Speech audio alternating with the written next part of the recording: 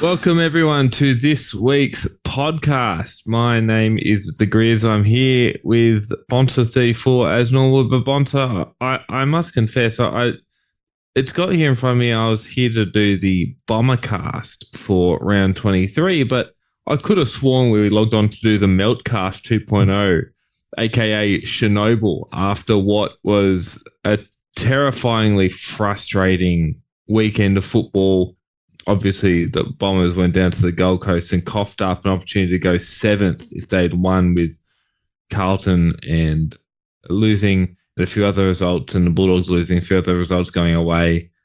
Bont's just an absolute bludger. Yeah, it was.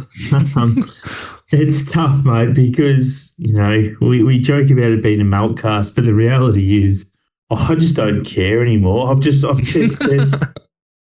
I mean, what do you say? You and I said last week that this was a game that you just cannot lose. It's inexcusable to lose a game like that. And what they kick 1-9 or something stupid to end the game. What do you say? Like seriously, I just don't get it. It's all the ingredients, isn't it? It's season on the line, playing a team that hadn't won away from home in 17 matches to that point. This would have been 18 if they had lost. You had a to and fro game against a team that should have been a to and fro game. You had absolute ascendancy for 80% of that final quarter, and you kicked 1-9. There were 11 goals, 5 going into that final quarter. To finish 12-14 is unbelievable. And we'll get to this maybe in a bit, but just the way you lose after the siren, the third straight year with an after the siren goal to lose the game. So we had, Jamie Elliott in 22, Dan Houston last year against Port Adelaide, and now Max Andrew.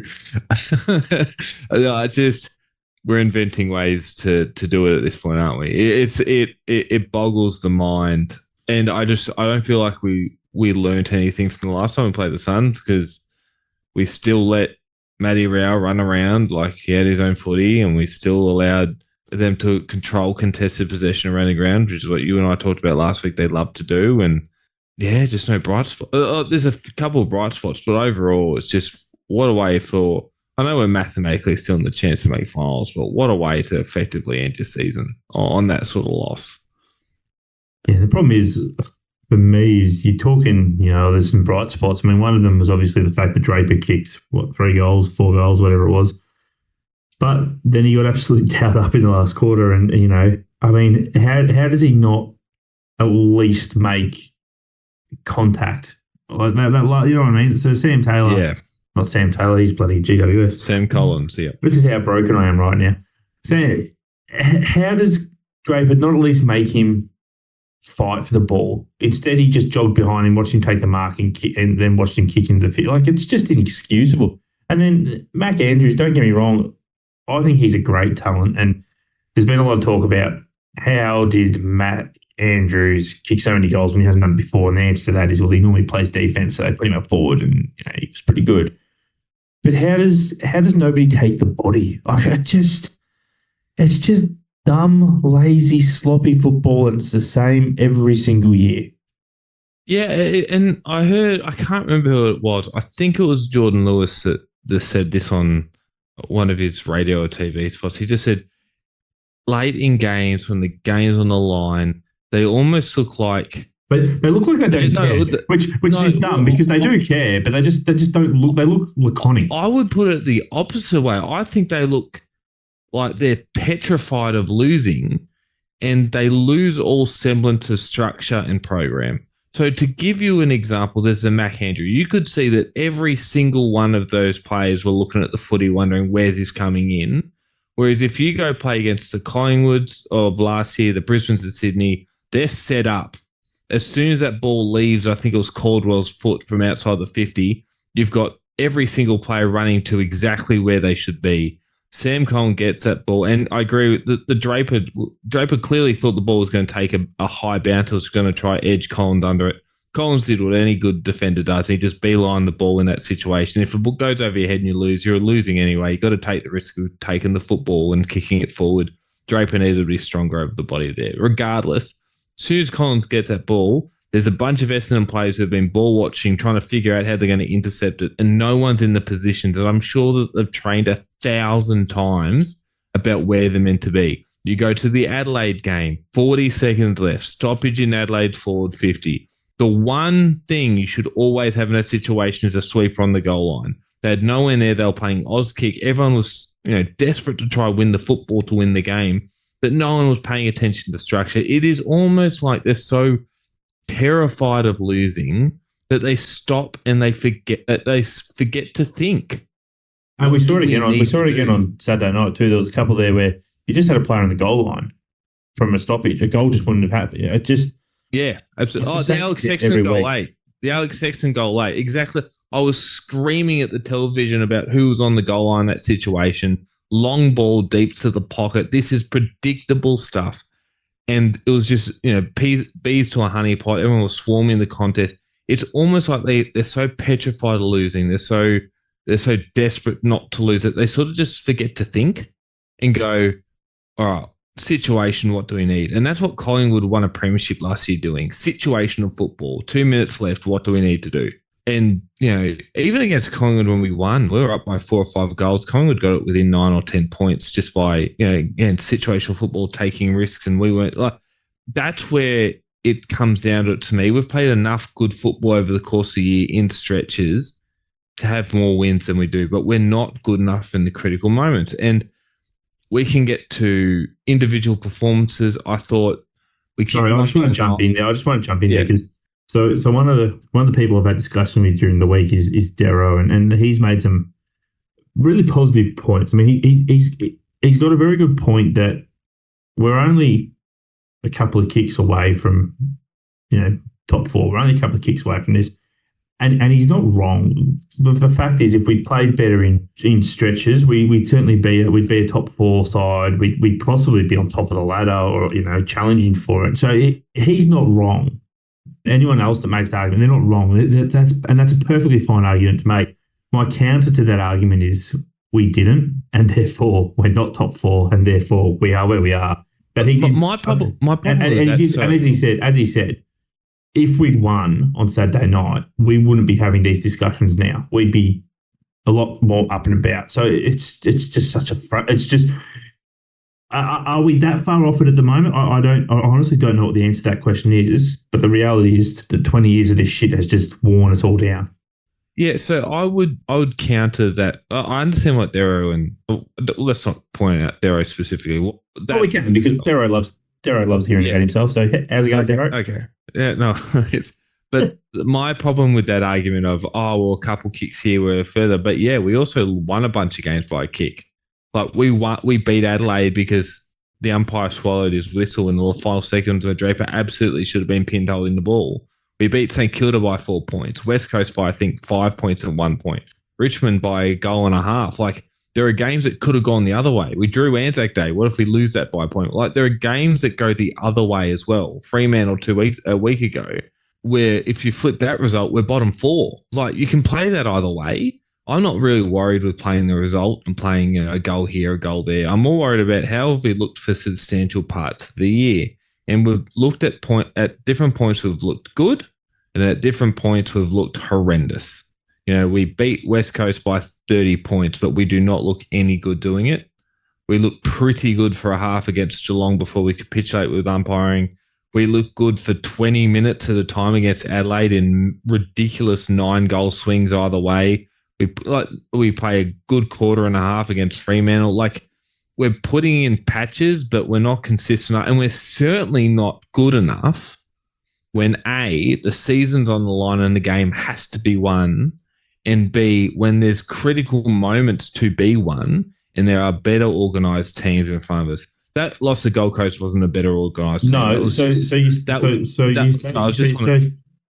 to say, you say patches. I suppose the counter is we are also, so obviously then we are playing good enough at times. So we're probably, and look, I'm being positive and I can hate myself at the same time for doing it, but you could then counter that and say, well, if we've done it for patches, we just need to learn to do it for 4 quarters. And then it's just that final step we need to take.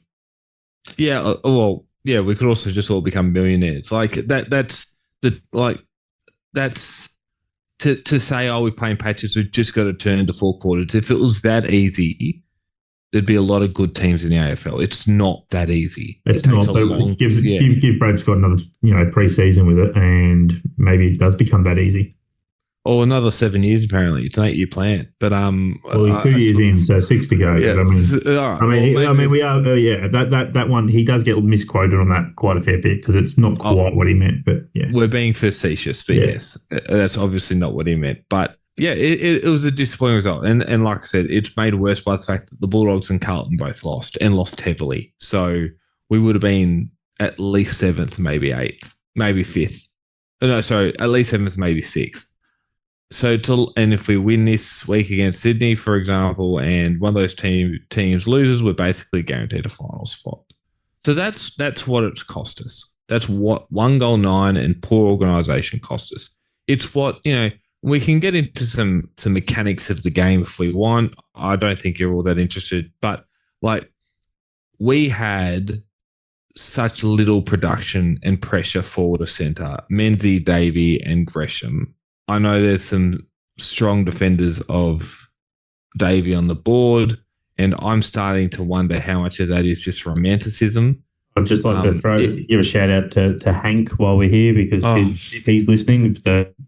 And look, there's nothing wrong with being a big defender of a player. We've all got that one player that we thought was going to be. But I'm going to ask you this question and answer it honestly. If his name was Frank Thomas Jr. instead of Alan Davey Jr., would there be as many fans of him based on his production over the first 2 years? No, but I don't necessarily believe the hype was because of his name. I think the hype was because of how he performed as a junior. So he seemed to, and look, I didn't watch him as a junior, so I don't have any idea if it was true or not, but there was a lot of hype coming from our draft watchers about Davey twins. Yeah. So now you're right. Maybe that is because they were the Davey twins and that's why they got all the hype. But I think it's probably unfair to say the average poster is only worried about the name. I think the hype was there. Yeah. So I'm sort of, I'm not saying that. I'm not saying that they weren't highly touted coming in. I'm saying that if their name, like if a second round draftee had showed what Alan Davey has showed over the first 2 years of his career, would they be getting as much slack as Alan Davey Jr. and Jaden Davey might be getting playing in BFL? I don't think they would. Now, that comes with the romanticism of father-son, and I get it. All good. No problems.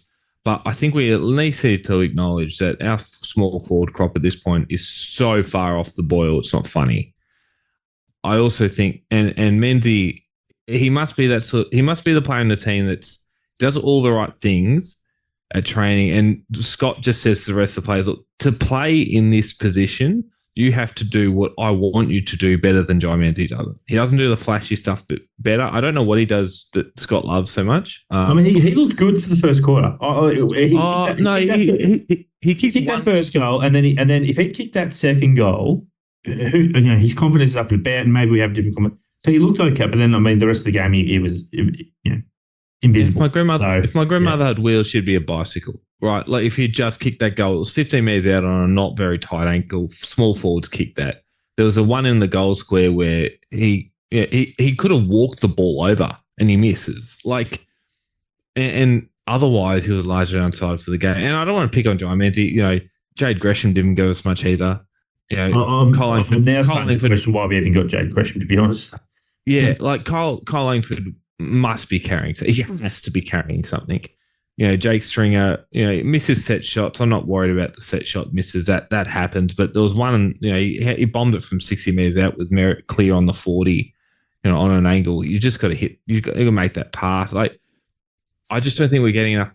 Weirdly enough, we had, 42% efficiency inside 50. That's good for us over the last month and a half. It's not great overall.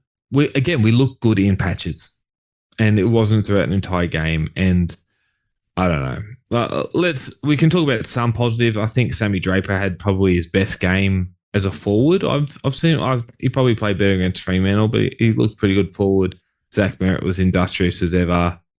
Darcy Parish had a really strong first quarter, but you could tell that they clamped on him in that third quarter onwards. I think he has a calf now, so that might explain it as well. Nate Caddy got Rising Star, which is Yeah. Oh, we haven't talked about, which is which is also hilarious because all Hawks fans were devastated that Kelshare, is it Kelshare or Kelshare Dia didn't get it because they had very similar stat lines, but there's a lot of outrage. So we'll take the small win, I guess. Yeah, he kicked so well for goal too. 3 goals, 1. That was a knock on him coming in. He looks good in the air, doesn't he? He just flies for everything. He's pretty good at ground level. It'd be such a different side if he could take that centre half forward role and Peter Wright refound his mojo. Like it'd just be, but whether or not Peter Wright finds his mojo is a question we're not going to be able to answer tonight. No, and I thought the mix between Nick Bryan and Sammy Draper was interesting because we played Draper a lot of time forward, but he clearly, he had 5 shots on goal, so it clearly worked, and he. For in that forward 50 rucking he was doing, like he was pantsing the ruckman for Gold Coast when he was coming inside 30-50 because he was exhausted. And I thought our midfield outside of Parrish in the first quarter and Merritt probably had their colours lowered a little bit. I think Durham and Caldwell were all a bit quiet. Shield was okay. It was just I don't want to get too much into individual performances because it's not about the individual at this point. I think we need to start looking at the future, and that's the future. I think is a good way to segue into a bit of news that came out today, which I think is important to acknowledge. And I have a very strong view on this. But Dyson Heppel announced that this year will be his last. It was one that was up in the air a little bit. There was conjecture he might want to go on and what the club would do in that circumstance. But he's pulled the pin at the end of this year. I'll let you have first dibs on what you think Dyson Heppel's legacy is, but I would argue that no captain in history has had to deal with what Joe Watson and Dyson Heppel had to captain through over the last 14 years, and it's a credit to him that he's still, at least the character and the person he is today as a result. No, they wouldn't. I mean, you could also argue that, especially for Job, you could argue that, if he'd been a better captain, maybe it wouldn't have happened. So there is that. I probably don't want to hedge too much on that. Dyson will go down. I think he'll go down probably as an Essendon great, but not a league great. That's fair. And to be honest, it's just made me even more frustrated today because it's another player who is going to leave the game with absolutely zero fucking success. Like didn't even get to the second week of finals. Like I like Dyson and I'll be sad to see him go, and then there'll be a time where I'll reflect on Dyson as the player, but at the moment it's hard because I just feel sorry for the bloke for being stuck with us for so long. Yeah, that's probably fair. I will talk about Dyson the player, and I don't want to dwell too long on the finish because the finish has been slightly protracted, and there's some people that I think in a few years will want some of the comments back that they've made about him. It's Brendan Goddard all over again. Really. Yeah, it is. Yeah, well, I think Brendan probably didn't have the steep a decline as Dyson did, but at his best, he was an incredible midfielder that wasn't your big bullocking type, but very, probably 80% of Scott Pendlebury at his absolute best in that All Australian year. He probably only had a really short peak in that regards, but otherwise, a very calm player, good overhead for his size, courageous, just a really solid guy. And behind the footy, you could tell without him that we look disorganised. And part of me wonders, like on the weekend, would he be one of those guys screaming for someone to stand in front of Mac Andrew? Maybe, who knows? But, like you said, a club legend, maybe not a league legend, but that doesn't matter. He's a best and fairest, a captain through a tough time, and by all reports, a really much loved player in the group, within the playing group, and that's really important as well. And he'll go, I think, with most rational fans, it's blessing. Yeah, I think his end hasn't come as quick as some would have you believe. The problem with Dyson was, and you're right, he was a good midfield. The issue we had though was we made him play inside mid, which is probably not his craft. So his body just got banged up very quickly in there. In an ideal world, he probably would have been that Luke Hodge probably floating in the back line, going the midfielder when we need, as opposed to the straight out midfielder that he has been, because we've seen that he's quite an efficient. I hate using the term quarterback in the AFL, but he has been our quarterback a little bit in the last couple of years, and I think that's he probably would have been his best spot if, as a club, we could have let him play there. So, but yeah, I mean, if you haven't seen his video, he gives a good speech. He talks well. Probably goes a bit long, Dice. You can wrap it up a bit quicker, mate.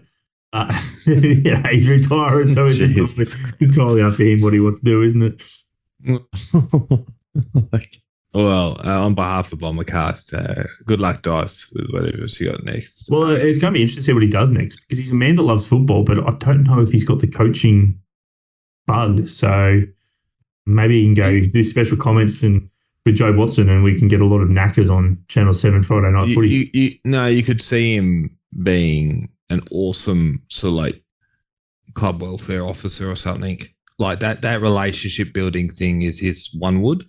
And a job in the football club, player welfare, that sort of stuff. I reckon you could see a real market for him in that space. But, he might just want to take time off. I'm not going to count his pennies for him. He can do whatever he likes. And what the club would like to do is move on, I think, this week to Sydney. Not that it means much in the scheme of their season. Like I said before, it's going to be very tough to make finals. Going to have to win both the next two games against the best two teams the last 8 weeks in Sydney and Brisbane, and hope a lot of games go our way elsewhere. But I suppose the question I'm going to ask you about this game, Bonsu, is what do you want to see out of this weekend?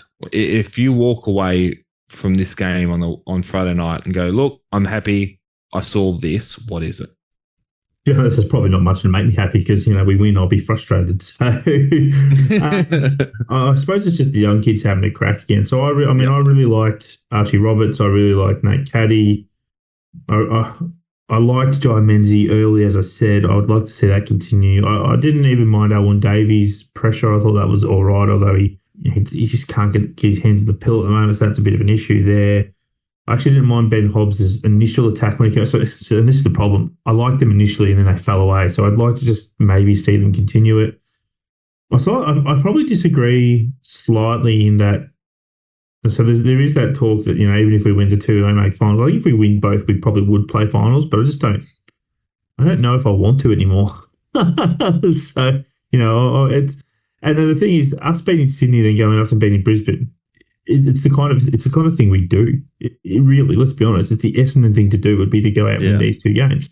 So it's probably not that far-fetched to imagine we could still play finals, which is why I know some people are still a bit choppy on giving Dice a farewell game, whereas I'm sort of like, well, fuck it, let's just give him one, because I don't know if I want to play finals, and if we do make finals, let's just give him one last crack at winning a bloody final before we send him off. So I don't really care one way or the other, whether or not we're trying to win it or not. I'd still want to give Dyson a game, I suppose. So, yeah, I just want to see the young kids just keep having a crack, I guess. Nick Bryan, as you said earlier, rucked very well on Saturday night against Witts, who's one of the premier ruckmen in the competition. I think they lost the hit-outs, but the reality is when you're against someone like Witts, you're going to lose the hit-outs. It's all about making sure that they don't get clean taps, and I don't think Witts got too many clean taps on Saturday night. It was just, their midfield is just amazing with contested ball. So, yeah, but that's probably what I'm looking to see, Dyson getting the game and the young kids to try and keep doing what they've been doing. Yeah, I suppose if I walk away from one thing, it's direction. So, and that's vague on purpose in the sense that I want to see, we've got guys such as Lewis Hayes, you got guys like Tex Wanganeen and Jaden Davey, who Jaden Davey hasn't showed much either. There's a few other players, but we've got a bunch of guys that we still have a lot of question marks that we haven't seen yet. And if you're going to give Essendon fans a reason to rock up the football, give them a shot. Like, I'm not sure Lewis Hayes could do any worse than Jaden Laverty did on the weekend, for example. And that's not a criticism of Jaden. Well, his play just hasn't been good enough. And I don't want to get into it too much because I know he took some really good marks early. He did some really nice stuff late. There's a little bit of whipping boy about Jaden Laverty at the moment, but as I said, I don't want to get into it because I appreciate him in the minority. Yeah, it's fair enough. I think with Jaden, the bad isn't as like he's not as bad as the consensus is saying, but when he makes an error, it is stark, which makes it look, 50% worse than it is generally. He got cooked by a real athletic forward in Mac Andrew and Ben King, and that's tall, lanky, athletic forwards is his kryptonite, I think. So he just didn't have a good matchup on the weekend. But at this point, even if you're going to persist with Jade next year, is there any harm in throwing a couple of games of Lewis Hayes? I don't really think so. No, and I'm happy for him to get a game. I'm just saying, I think Jaden's become the new Dyson Heppel in that. I think you're probably right. He's bad. It's not as bad as what everyone. He's bad. People remember it and they forget all the good. But yeah, I mean, I honestly don't think he's been as bad as advertised. But that's just a random out there opinion. Well, I think there's a few defenders that have had some poor efforts defensively over the last 8 weeks, apart from Jaden. But I just want to see direction. Like, let's see some youth. Let's see if we can bring Hobbs in to be a full-time midfielder for a couple. I just want to see something different because what we're doing now isn't working. So, let's give it all a shot. But anyway, Bonta, I will have a tip, a margin, and a bold prediction for this week to finish off. No, I'll decline. I don't care. I don't care. It makes for a great podcast. But I suppose I'll go the Swans by 4 goals. I'm thinking, Nate Caddy kicks another 4. That's my bold prediction. I don't know if that's quite bold enough. But regardless, Bonta, I appreciate it's been a tough weekend considering the football, but thanks again for joining me. Thanks, mate. No worries. And that's this week's edition of the Bombercast. Despite the footy club's form, I implore you, please like, subscribe, and tell your footy supporting mates, particularly your Essendon supporting ones, about us. And go Bombers this weekend.